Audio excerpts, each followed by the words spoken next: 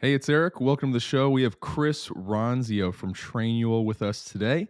To give a quick bio on Chris, he is the CEO of Trainual. It is a leading SaaS platform that basically transforms the way that businesses onboard and scale their teams. He's a podcast host as well for the Fastest Growing Companies podcast and the Organized Chaos podcast. He's also got a best selling book that we're going to be talking about called The Business Playbook. And it's a lot about how you can kind of like document and delegate all the stuff in your company so you can kind of, scale your time a little bit better. So, Chris, welcome to the show. Thanks for having me, Eric. Excited to be here. Absolutely. So, the first thing I actually wanted to talk about was not Trainual, but I did want to talk about something you did before Trainual that led to Trainual. Okay. So, when I was doing research, I found that you, I think, had a consulting company called Organized Chaos. Is that correct? Yep, you got it. Cool. So I wanted to talk about that for a second, just before we talk about Trainual, because what I see a lot of software founders do is they find a massive problem, right, and they start consulting with it, and then they move it into kind of like a scalable software so they can help and impact way more people. So can you tell us a little bit, just like a brief synopsis about Organized Chaos, the consulting company, and how it led to Trainual? Yeah, it was amazing. So I highly recommend this. It was like getting paid to do customer research, getting paid to do R&D that led to the product like you said. So for me, my experience came out of my first company, which was a video production company I grew over 12 years and then sold. And I wished that there was a product like Trainual while I had that business. And so after I sold it, I started this little consulting thing pretty informally at first. It was just me helping a couple friends out, and then those businesses led to other referrals, and that the circle kept expanding. And so as I built the consulting business, it ended up being a small team of us, 5 people, and we would go into a business and sweep through their operations and totally understand who did what in their business. We'd build out these responsibility matrix type things. We would map out their workflows. We'd create org charts. We would start to put together operations manuals of all their SOPs. And so we were doing all this work inside businesses. And as I was doing it, I just kept delivering to people Dropbox folders Mm, and YouTube videos and thinking, man, I wish we had our own proprietary way to deliver this.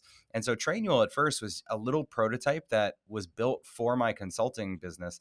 And the only intent at the beginning was to have something proprietary, some kind of IP that we mhm, would have to differentiate from other consulting companies.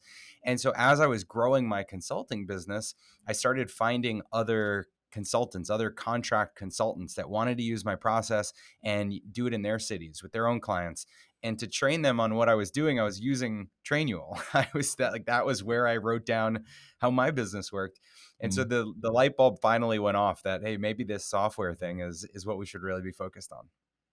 That's awesome. I love that. And like I like how you said it's getting paid to get, do customer research. And I think that's such a huge issue with so many scaling businesses is they get to a certain revenue mark, depending on the industry, and then they just get stuck. You know what I mean? So I feel like you're solving one of the biggest problems there is in business is scaling the founder's time. So that's amazing that you built that consulting firm, found that huge problem, and turned it into a software that's replicable, and like I said, you can impact a lot more customers. When you first started with Trainual, I guess what was that process like, switching from kind of a consulting firm to a software, because that's such a big shift. It's something that you probably may not have been familiar with in that beginning. So how was that transition process, and were there any challenges that happened? Yeah, so I didn't know how to run a software business. I had this little tool, this little product, and like I said, I built it as really a prototype. I only spent like $10,000 on it. So it was a really small, from the grand scheme of things, really small investment to have a prototype product. And we didn't touch it for a few years. It existed. I had hired a couple contractors to make it. And so for a few years after that, I was just focused on building a consulting business, building a service business, and Mhm. kind of fine tuning how to take some set of best practices from one business and apply it to a bunch of others. And so like I said, it was R&D, but we were making money based on the services. And so it was the fall of 2017, and I had a couple clients all wrapping up at about the same time. And so I was in new business mode and thinking, okay, I got to fill the next couple client spots. Mhm. And all of a sudden I thought, well, what if we just made Trainual one of our clients? What if we like took all the feedback we had got over the last 3 years and treated Trainual like a client? And so for a few months, we used our extra bandwidth across the team to just work on Trainual, building that business.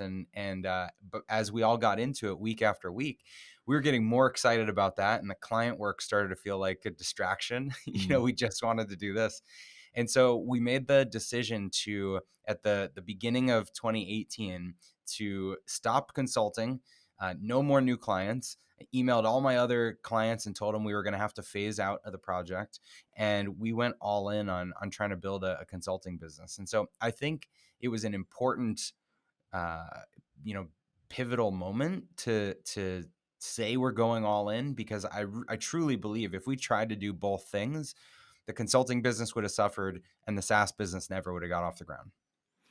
yeah, and there's a lot of people that talk about, the 80-20 rule and kind of like where you put your focus is where you're going to get the most results, right? So you were 50-50, and then you were like, look, I can't give 50% of my attention to each thing or else it's not going to grow, right? So that's amazing that you ended up doing that, because I feel like a lot of entrepreneurs struggle with that because we're so ADD trying to be all over the place that, we ended up not focusing on anything. So that was Well, awesome. and the problem I think a lot of people have is, they're not in this dire situation. If you're already entrepreneurial and you've got something that's working, it feels like a huge risk to burn that down and start something new. And so you feel like you got to keep one foot in on the thing that's paying the bills or whatever Mhm. while you dabble on the side with this other thing. And what I felt like was, again, really important was diving in 2 feet first. And so the team and I, we sat down around the table. We had this big discussion about how are we going to do this? Where's the line? How much are we going to spend? Are Mhm. we all going to lose our jobs if this doesn't work? And we agreed to take a 6 month bet. We had enough in savings and on credit cards that we could take a 6 month bet where we turned off the consulting work, had Mhm. no new income coming out, and just went for it on the software thing. And I think having that line in the sand was important too, because it told the team, you don't have to be worried. You don't have Yeah. to be, kind of like looking behind you, wondering what if. We're making a calculated bet. Nice. Okay. So yeah, I'm glad you did that, because it gives people a little bit more urgency too. You know what I mean? When you put that deadline, they're like, you're all in, right? So I Yeah. like that as well. So yeah, transitioning, to a little bit further into Trainual's, conception and all that type of stuff when it's actually done. Who did you guys kind of go after at first? Because, I see, you've positioned, I think, Trainual kind of as it works for small businesses, but there's tons of huge businesses that use it as well. So I guess what was that process of, go to market and all that type of stuff, and trying to figure out who your perfect customer was and whose challenges you could solve the best? So like we talked about at the beginning, the customer was the customer I was consulting for. And Mm, so at the beginning, my sweet spot consulting was companies with 5 to 50 employees mm, where the owner's still involved. got And it. the reason that I used that as the threshold is because if you've got at least 5 employees, you've figured out sales and marketing. You've got enough of a business that it's not just a solo kind of thing. You're paying payrolls. You've got like some maturity to your business. And now your next challenge is, as you go from one person per department to 2 or 3 or 4 people in each department, Mhm. there's some division of responsibility that's happening. You go from one person that wore all the hats and did everything to now hiring more specialists that are going to take things off that person's plate. And as you do that, that's when you care a lot about consistency, repeatability, structure, best practices, processes. And that's when you really need the product. And so the customer was the same customer we were consulting for. So when we went to market, it was that small business customer, typically focusing on the owner, the Mm, entrepreneur, or their right hand person, the general manager, the operations person, the integrator. yeah. And so that was our target customer. It was always about the small growing business though. Got it. Yeah, I love that, because I feel like, they're the ones that need it the most. These big companies, they have a lot of processes and stuff like that because they got to that point. But these struggling entrepreneurs in that kind of valley of death, you know what I mean, where they're like, okay, we've got tons of revenue, got tons of employees, like, or not tons, but we got this team and we got to squeeze as much out of it as possible. So I love that. So when it came to writing your book, right, the business playbook, where did you I guess, start with being like, okay, I'm going to write a book that's going to solve a problem, or at least introduce people to our company and kind of our methodology.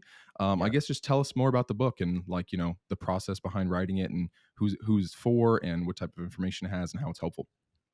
Yeah, so in our first year of business, Trainual is growing really quickly. We figured out the messaging that resonated with the small business audience. We were doing a lot of digital advertising. We were getting tons of impressions and traffic to the website, and I started getting a lot of inbound interest from people that wanted to work with us or figure out how to partner with us.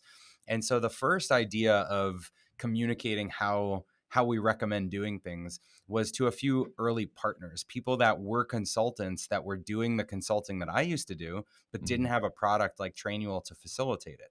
And so those early partners, I wanted to enable them to succeed in their businesses. And so initially I thought it was going to be a book, and it turned out that it was a live workshop where we had mm, 8 people from around the US fly in to where our office was in Arizona mhm, and do a live training with me for 2 days, just kind of downloading my brain on like, here's how I used to work with clients.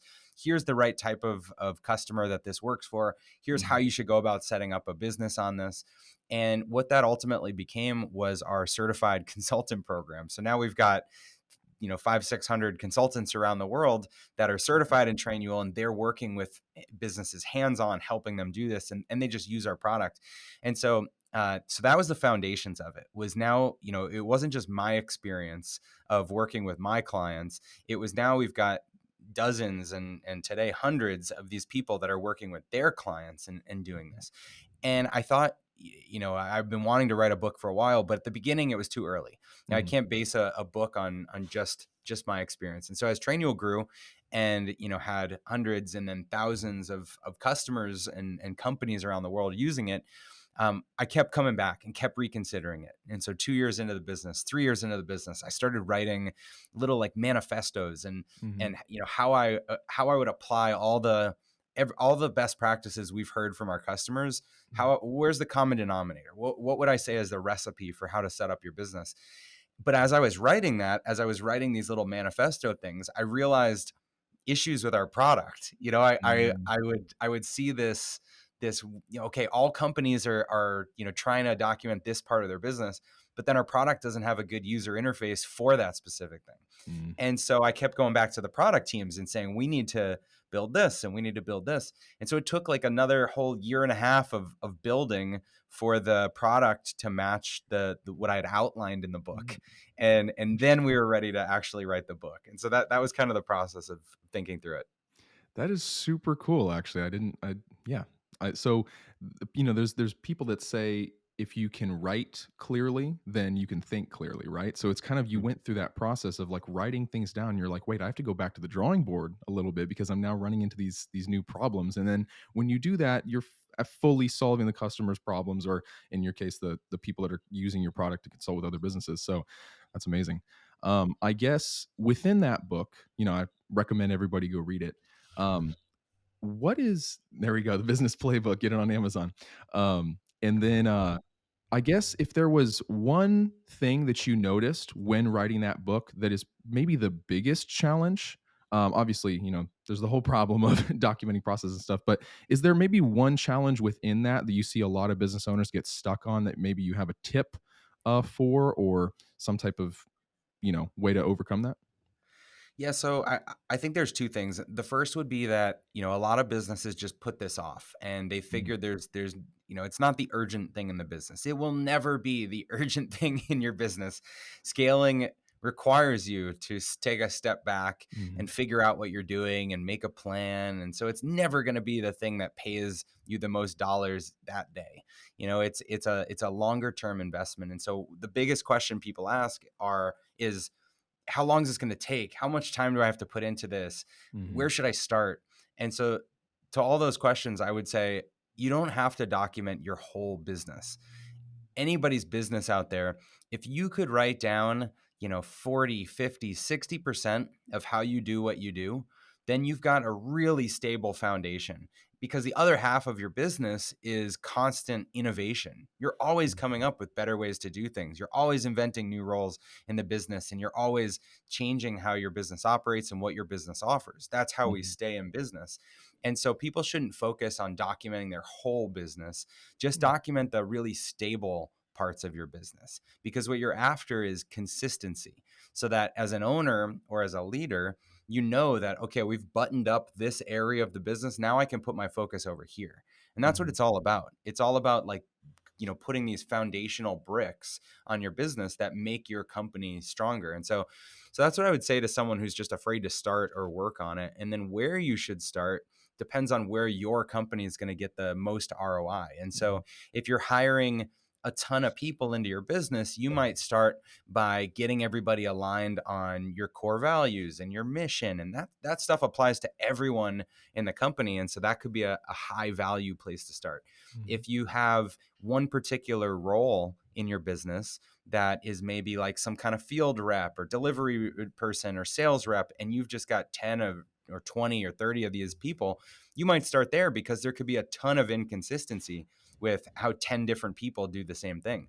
And so you go through it in the book, but the area to start is wherever you're going to get the most ROI. And so there's a million different ways to start building your playbook or documenting, and you got to pick the right path for your company. And then I would say the second piece is, how do I keep this up to date? How does Mhm. this become part of my culture so that it just doesn't, sit on the shelf and it's some project we did one year? And that is really about, building in uh, documentation or empowering your people to own best practices, to say, Mhm. okay, Eric, you own this part of the company. You are an owner of this area of the business. And Mhm. these particular responsibilities or tasks or processes here, you're in charge of. You're the one that's going to make sure they're done right. You are going to update the best practices. You are going to teach the new people how to do this thing. And by spreading out that ownership, you give people the ability to really flex and make their part of the business better. And so Yeah. it's a culture shift, but it gets everybody wanting to contribute to this thing. It's not a top down one person exercise. It's something we all participate in.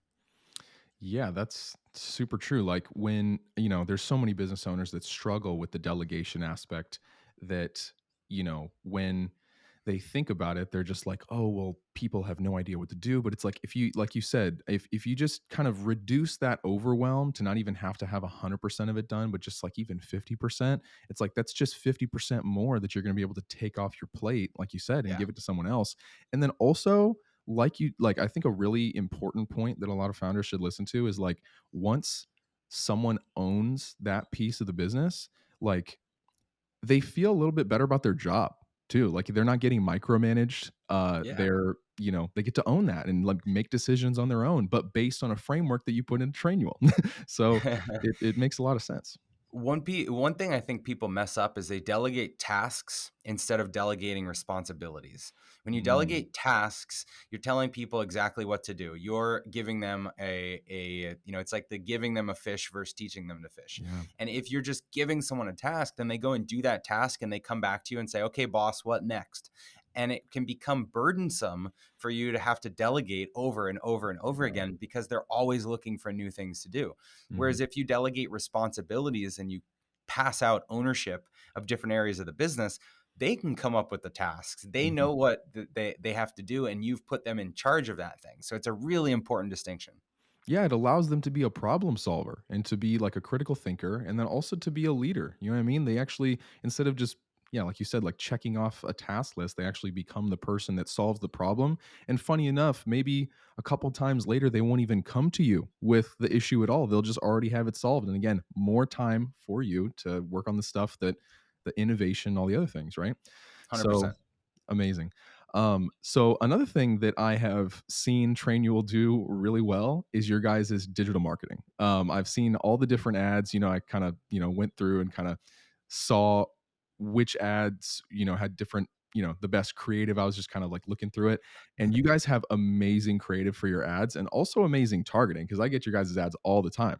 So when it came to your marketing strategy for Trainual, when you were starting out, obviously you weren't the big dog yet. So when it came to marketing like that, what was your strategy for scaling fast? And then also, how do you come up with such darn good creative? So, the strategy was authenticity. Shout out to my brother, actually. So, my brother Jonathan is our CMO. And at the beginning, it was just him. Marketing was him. And it was a perfect, relationship of me having all the business entrepreneurial experience and him having the creative storytelling marketing experience. Before Trainual, what he was doing was climbing mountains in South America and making documentaries and trying to get brands to sponsor him. And Whoa. it's totally unrelated to SaaS, zero experience in SaaS. Mm, But when you think about how to apply that storytelling to business, there's stories within business, there's problems within business, there's jokes within business. And at the very beginning of Trainual, the two of us went to this conference out in San Diego. It was this worldwide, like huge talent development kind of conference. And there are all these HR operations tech kind of software tools. And we're walking up and down the trade show floors and seeing every single one of these companies looks the same. Like maybe mm. they use different fonts and this one's pink and this one's blue and this one's green, but Yeah. they're all the same. Everyone was so polished and so, corporate. And so we thought, all right, what's going to appeal to small business customers like us? Well, what are we watching? What are we looking at? What are we doing? And we thought, okay, well, we're like on Instagram looking at stories, and we're watching these TV shows, and so we thought, well, let's just go try to get actors from the TV shows that we watch, and let's Mhm, but like let's put together ads that are just us walking down the street, and you don't even know, like, am I friends with this person on Instagram? It popped into my feed, or is this? It didn't look like an ad. mhm, And so I think the biggest thing we did differently was just try to be super authentic, try to not be the polished professional corporate kind of vibe that a lot of the existing players had, and then just be fun, have fun with it. And so it worked out uh, beneficially that my first company was a video production company. My mm, brother also worked for that business, mhm, and so one of our first 10 hires was a full-time videographer to just follow us around and shoot ads and execute on creative things. And that kind of made its way into the DNA of our business, which obviously works well now today with bigger budgets. mhm. Yeah, no, I like how you said a couple things of making it native to people so then they actually like relate to it. And then also, the differentiation. I feel in the B2B world that like B2B and B2C are starting to become more alike, you know what I mean? To where like people are not liking the whole kind of super corporate overly professional kind of vibe of different marketing out there. So I like that you took a kind of contrarian approach in that help you stand out in the market. um yeah, no, I'll just say I love your guys' ads. They're really great. And just a What's lot of them, you know what I mean? Because usually, people come up with one good ad campaign, just kind of let it run and stuff. You guys have a lot of ones that are really good. Well, Um, thank you. so let's actually transition into your podcast. So you have the fastest growing companies podcast, and you still have the organized chaos podcast. Tell us about both of those, and I guess what you've learned from the people that you've talked to on there, and just the overall experience behind running those two podcasts. Wow, yeah. So the fastest growing company is a more season based approach, and Mhm, so we shoot a ton of those, and then we release them in bulk, a bunch of them. And the idea for that one was there's a lot of these awards like the Inc. 5000 or 500 that celebrate the huge revenue growth, but mhm, then behind the scenes of a company that's growing that fast, they may have hired 50, 100 people, and that owner had to change entirely from being the one that was like lacing the shoes up to now being the one that's like crafting, multi-million dollar marketing strategies, or something. A lot of times people have to replace themselves, and they end up bringing in a CEO or building an executive team around them. And so there's a ton of delegation and a ton of really strategic operational moves that happen behind the curtains of that big revenue growth. And mhm. so that's what fastest growing companies is about. It's, we lead with the headline of this company grew this much, and then we break down all the behind the curtain work that they had to Yeah. do and the hurdles to making that happen. Organized Chaos started actually as a show called Process Makes Perfect. And it was in the early days of Trainual, I was interviewing process experts and authors and people that were super smart in this space. But little by little, as Trainual started growing, people were asking me about things that were very vaguely related to process. Like, what was our process for raising money, or what's a process for like putting someone around, hiring someone, or working with family, or all these different issues that came up, that the process piece had kind of fallen out, and it was more about just business tips and tricks around growth and scaling. And Mhm. so we rebranded it to Organized Chaos as a throwback to my consulting firm, because it's really just me getting to offer consultative advice 5 days a week. And so they're short episodes, 5-10 minutes, on tons of different topics, but it's giving people like these little nuggets of decisions or problems or things that we've gone through that can apply to their business. Awesome. Yeah. So, separate purposes, but still amazing. The interviews, of these, business owners that have implemented tons of processes, fastest growing companies, and then Chris's personal advice on organized chaos. I love it. Yeah. So for to go back a little bit on this fastest growing companies podcast, I guess, because you're interviewing these founders, what is something that you maybe learned recently that was just like an epiphany or just something really interesting for maybe processes or culture or anything like that? Gosh. So the first thing that popped into my head was the importance of certain strategic partnerships and channel partnerships Mm, as a way to distribute your product. yeah. And so, I talked to, what's a good example? Like, and I should also say strategic relationships. Like an Mm, example was that there's this guy that has a 30-40 million dollar shoe brand. mhm, So actually shoes. And the whole thing started because he was walking his dog and bumped into a shoe designer from, one of the big brands that, that you and I would know. And they just started talking about it. And it's crazy how much can happen from like those serendipitous sort of meetings. mhm, And so that comes up over and over again in the interviews, is like, I met this person and it led to this channel that we've sold, $20 million of stuff through, or I mhm, hired this person that was an absolute genius and they became my president or my CEO 4 years later. And so I think it's so much about relationships, and so that's been a lesson for me, is to always be open to those relationships and meetings, and to the extent that my calendar allows, uh, trying to keep an ear open for those things. awesome. um Cool. So for the next, couple years of Trainual, I guess we could start with 12 months, and then maybe like 5 years. I know that the certified consultant program on yours is like, blowing up right now. I think I saw some other initiatives you guys were doing as well, but like what does the next 12, to 18 months look like for Trainual? Oh, well, probably too short. Next 2 to 3 years of Trainual look like for you to have that growth and then also make sure that you're scaling property or properly with all your processes. Well, everybody will have to follow along to find out. That's We true. we uh we have an annual event that we do. It's called Playbook. Hmm. We're coming up on our third annual installment of it. It'll be in September of this year, and so people can check out playbook2021.com was last year's version, and playbook2022.com will be this year's version as soon as the site's up. Big event, 10,000 people, and mostly virtual, so anybody can join from anywhere. That's what we use as kind of our annual huge launch for the big features and initiatives that we're working on. So everything that I'm super excited about right now is coming out at that event in a, in a few months, and so I can't tell you just yet. But what I will say is the one of the statements that we have, a trademark slogan that we have, is get your business out of your brain. And so you Mm, can imagine if you could put on a helmet that would just suck out everything that you would know and organize it perfectly. In some ways, that is our product vision. mm, That we're trying to make it as easy as possible for you to just sign up, answer a couple questions about your business. Where is it geographically? How big is it? What's your industry? And then we just start to pre-populate your account with useful stuff that helps mm, you structure a business in your industry, in your location.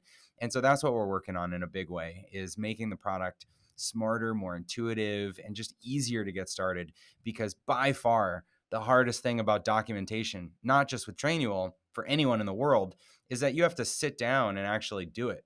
You Mm, have to, at a 1x speed, get something out of your head by writing it or speaking it or recording it. yeah. And if we can speed that up and streamline it, it gets a lot easier. And so that's what we're focused on. Nice. Yeah, like just making it less friction for your customers to actually have success with the product. So I love Yep. that. Cool. So we talked about, a lot of stuff here about, your old consulting firm, about Trainual, about your book that everybody should go read, about this Playbook 2022 event that everybody should check out and kind of see what Chris is going to reveal. Is there any other, tips that you feel like, you should give to the audience that's something maybe I didn't cover? Yeah, I would say look ahead to the things that you would want to have in place when you get to a point where you can afford them. So, Mm, for instance, if you think someday I'm going to offer a 401k to my people, someday I want to pay higher salaries, someday I want people to be able to go on vacation, someday I want to take a vacation, I would encourage everybody that's listening to write all that stuff out and then figure out how to do that today in your business. Because if you don't build your business around those things, you will never do them. In my video business, people just worked grueling hours. We didn't have any benefits. It worked out. I was able to grow it, but it was a grind, and there were years we lost money, and it was just barely making profit. But in the consulting business, in Trainual, fortunately, from the beginning, I tried to design a business that I would be happy running for mm. 5 years, 10 years with all the future stuff I could imagine. So that's the advice I would give to people listening, is to try to figure out how you can make your business today serve you and serve your employees, and not think we'll get to it when we can afford it. Yeah, it's almost like you can't not afford it right now because if you want to grow faster, you have to make sure you have to take, like you said, that one step back to take two steps forward. And you can't see the documenting of processes and kind of getting your team aligned on, this whole manual that you are building for your company. It's like that is a revenue generating activity if you really think about it because it allows you to scale further and not go insane. It helps you organize the chaos. So I love that. So yeah, Chris, it's been super amazing to have you on the show. Thank you so much for coming on. I know, you said Playbook 2022 was the virtual event that you're doing. If they want to go on Amazon and check out the business playbook, they can get the book there. If they want to go to trainual.com, they can go, check out the software. To find you personally and to listen to your podcast and learn more about you, where do people find you? So my website is chrisronzio.com, or you can find me on Instagram and LinkedIn. Those are the two places I hang out most. Just at Chris Ronzio. Same with YouTube. Tons of videos, hundreds of videos there. So I would love to connect with anyone. Awesome. Again, Chris, thanks for coming on the show. And, like I said, we've learned so much valuable content. Everybody go check out Chris, and we will see you on the next episode.